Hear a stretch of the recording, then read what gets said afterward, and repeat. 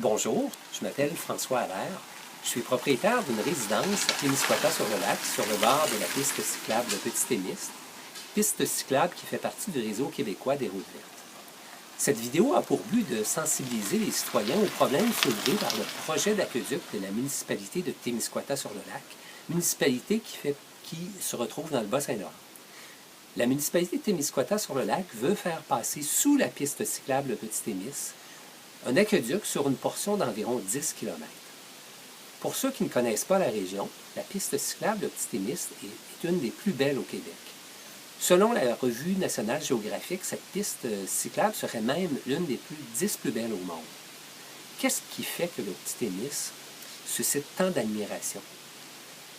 La raison est bien simple, son environnement unique.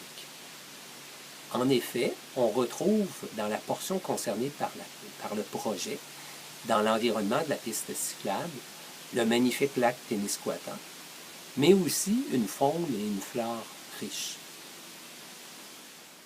Cependant, le projet de la municipalité de Témiscouata-sur-le-Lac risque de mettre en péril tout cet écosystème, car l'excavation de la piste cyclable détruira les racines des arbres matures et, à brève échéance, les arbres eux-mêmes qui bordent la piste cyclable et qui en font sa beauté. Sans la présence de ces arbres, le sol en bordure du lac Témiscouata risque de s'affaisser et venir à son tour perturber la vie aquatique du lac Témiscouata.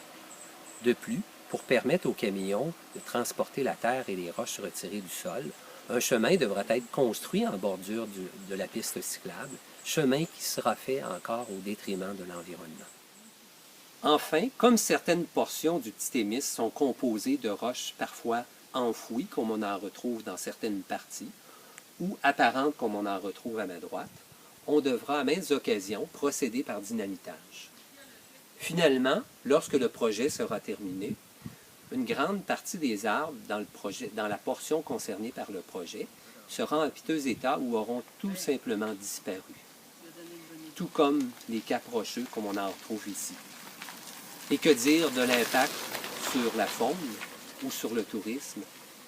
Cependant, la municipalité de Témiscouata-sur-le-Lac ne possède aucun plan B. Elle pourrait considérer la solution proposée par plusieurs citoyens qui consiste à faire passer l'aqueduc le long de la route 185. Cette solution nécessite la construction de stations de pompage dont l'évaluation reste à faire. Une étude comparative des avantages et des coûts des deux solutions permettrait de prendre la décision la plus éclairée.